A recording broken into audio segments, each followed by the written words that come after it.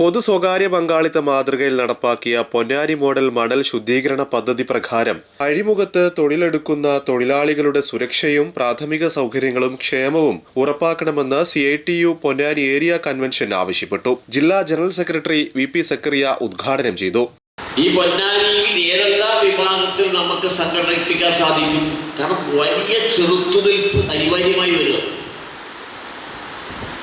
അല്ലേ? ഉള്ള മേഖലകളിലെ മുഴുവൻ മെമ്പർമാരെയും നമ്മൾ സംഘടനയിൽ ചേർക്കാൻ കഴിയുന്നുണ്ടോ? ഇല്ല.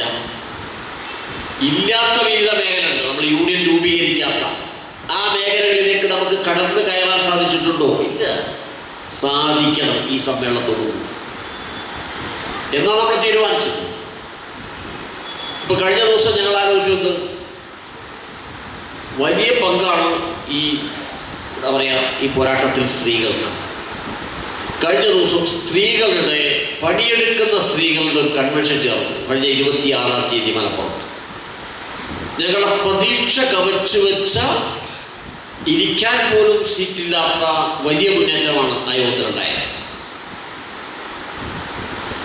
അത് കാണിക്കുന്നത് ആളുകൾ വന്നുകൊണ്ടിരിക്കുന്നു. അതുപോലെ മറ്റൊന്നാണ് എന്ത്, നമ്മുടെ ഒരു പുരുഷായുസിൻ്റെ ഏറ്റവും പ്രധാനപ്പെട്ട ഭാഗമാണ് 40 വയസ്സ്. ചെറുപ്പക്കാരുടെ യുവാക്കളായ തൊഴിലാളികളുടെ കൺവെൻഷൻ. അപ്പം നമ്മുടെ ചെറുപ്പക്കാരുടെ തന്നെ യൂണിയൻ രൂപീകരിക്കാൻ പറഞ്ഞാൽ, യൂണിയൻ ചേരാൻ പറഞ്ഞാൽ ആണ് പോകല. നിങ്ങൾ പലയിടത്തും നോക്കിയാൽ കാണാം അല്ലേ? വരില്ല. സുരേഷ് കാക്കനാത്ത് സംഘടനാ റിപ്പോർട്ട് അവതരിപ്പിച്ചു. CP Muhammad Kunhi, PM Waheeda, V Shailaja തുടങ്ങിയവർ സംസാരിച്ചു. പുതിയ ഏരിയ കോർഡിനേഷൻ ഭാരവാഹികളായി MA ഹമീദിനെ സെക്രട്ടറിയായും, N Sirajuddin, K Divakaran, T Girivasan, Shaima, Abubakar, EA Praveen, Rasiya എന്നിവരെ ജോയിന്റ് സെക്രട്ടറിമാരായും, NK ഹുസൈനെ പ്രസിഡന്റായും, Suresh Kakkanath, PV Latheef, P Indira, P Sukumaran, AP Vasu എന്നിവരെ വൈസ് പ്രസിഡന്റുമാരായും, KA റഹീം എന്നിവരെ ട്രഷററായും തെരഞ്ഞെടുത്തു.